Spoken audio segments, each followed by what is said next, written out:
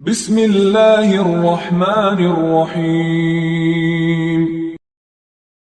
عدی بن ثابت نے بیان کیا، ان سے سعید بن جبیر نے، ان سے ابن عباس رضی اللہ عنہ نے کہ نبی کریم صلی اللہ علیہ وسلم عید کے دن نکلے، پس آپ نے عیدگاہ میں 2 رکعت نماز پڑھائی، نہ آپ نے اس سے پہلے کوئی نماز پڑھی اور نہ اس کے بعد۔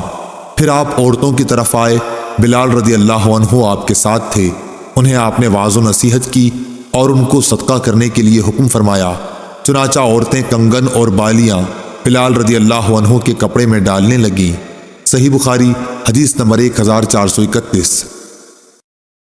ابو بردہ بن ابو موسیٰ نے بیان کیا اور ان سے ان کے باپ ابو موسیٰ نے بیان کیا کہ رسول اللہ صلی اللہ علیہ وسلم کے پاس اگر کوئی مانگنے والا آتا یا آپ کے سامنے کوئی حاجت پیش کی جاتی تو آپ صحابہ کرام رضی اللہ عنہم سے فرماتے کہ تم سفارش کرو کہ اس کا ثواب پاؤ گے، اور اللہ پاک اپنے نبی کی زبان سے جو فیصلہ چاہے گا وہ دے گا۔ صحیح بخاری حدیث نمبر 1432۔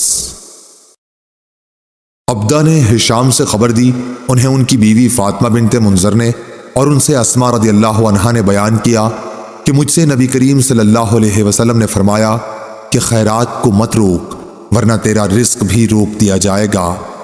ہم سے عثمان بن ابی شیبہ نے بیان کیا اور ان سے عبدہ نے یہی حدیث روایت کی کہ گننے نہ لگ جانا ورنہ پھر اللہ بھی تجھے گن گن کر ہی دے گا۔ صحیح بخاری حدیث نمبر 1433۔ ابن ابی ملیکہ نے خبر دی، انہیں عباد بن عبداللہ بن زبیر نے اسماء بنت ابی بکر رضی اللہ عنہا سے خبر دی کہ وہ نبی کریم صلی اللہ علیہ وسلم کے ہاں آئیں۔ آپ صلی اللہ علیہ وسلم نے فرمایا کہ مال لو، تھیلی میں بند کر کے نہ رکھنا ورنہ اللہ پاک بھی تمہارے لیے اپنے خزانے میں بندش لگا دے گا، جہاں تک ہو سکے لوگوں میں خیرات تقسیم کرتی رہ۔ صحیح بخاری حدیث نمبر 1434۔ جریر نے اعمش سے بیان کیا، ان سے ابو وائل نے، انہوں نے حذیفہ بن یمان رضی اللہ عنہ سے کہ عمر بن خطاب رضی اللہ عنہ نے فرمایا کہ فتنے سے متعلق رسول اللہ صلی اللہ علیہ وسلم کی حدیث آپ لوگوں میں کس کو یاد ہے؟ حذیفہ رضی اللہ عنہ نے بیان کیا کہ میں نے کہا میں اس طرح یاد رکھتا ہوں جس طرح نبی اکرم صلی اللہ علیہ وسلم نے اس کو بیان فرمایا تھا۔ اس پر حضرت عمر رضی اللہ عنہ نے فرمایا کہ تمہیں اس کے بیان پر جرت ہے؟ اچھا تو حضور صلی اللہ علیہ وسلم نے فتنوں کے بارے میں کیا فرمایا تھا؟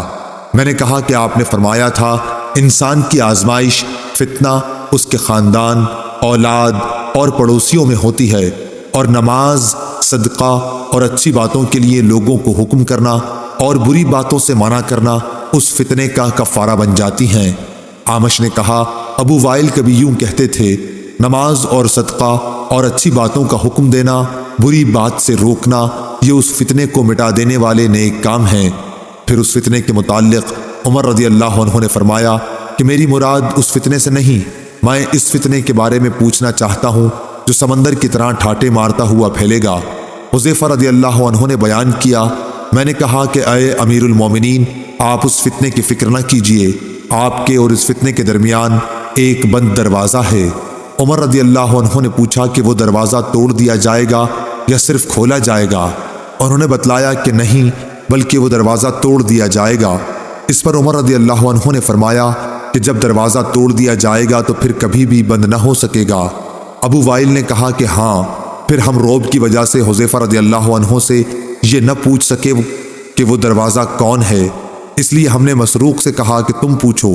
انہوں نے کہا کہ مسروق رضی اللہ عنہ نے پوچھا تو حذیفہ رضی اللہ عنہ نے فرمایا کہ دروازے سے مراد خود حضرت عمر رضی اللہ عنہ ہی تھے۔ ہم نے پھر پوچھا تو کیا عمر رضی اللہ عنہ جانتے تھے کہ آپ کی مراد کون تھی؟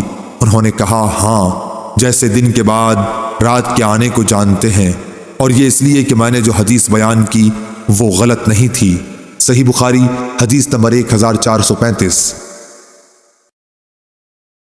حکیم بن حزام رضی اللہ عنہ نے بیان کیا کہ میں نے عرض کیا یا رسول اللہ ان نیک کاموں سے متعلق آپ کیا فرماتے ہیں جنہیں میں جاہلیت کے زمانے میں صدقہ، غلام آزاد کرنے اور صلہ رحمی کی صورت میں کیا کرتا تھا، کیا ان کا مجھے ثواب ملے گا؟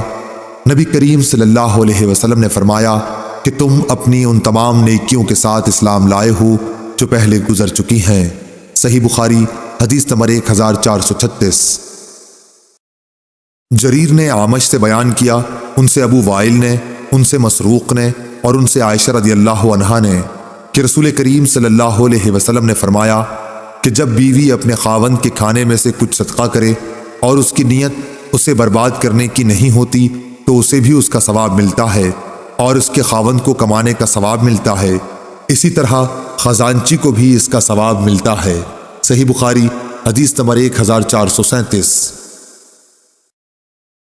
ابو اسامہ نے بیان کیا، ان سے برید بن عبداللہ نے، ان سے ابو بردہ نے اور ان سے ابو موسیٰ رضی اللہ عنہ نے کہ نبی کریم صلی اللہ علیہ وسلم نے فرمایا، خازن مسلمان امانت دار جو کچھ بھی خرچ کرتا ہے اور بعض دفعہ فرمایا وہ چیز پوری طرح دیتا ہے جس کا اسے سرمایے کے مالک کی طرف سے حکم دیا گیا اور اس کا دل بھی اس سے خوش ہے اور اسی کو دیا ہے جسے دینے کے لیے مالک نے کہا تھا، تو وہ دینے والا بھی صدقہ دینے والوں میں سے ایک ہے۔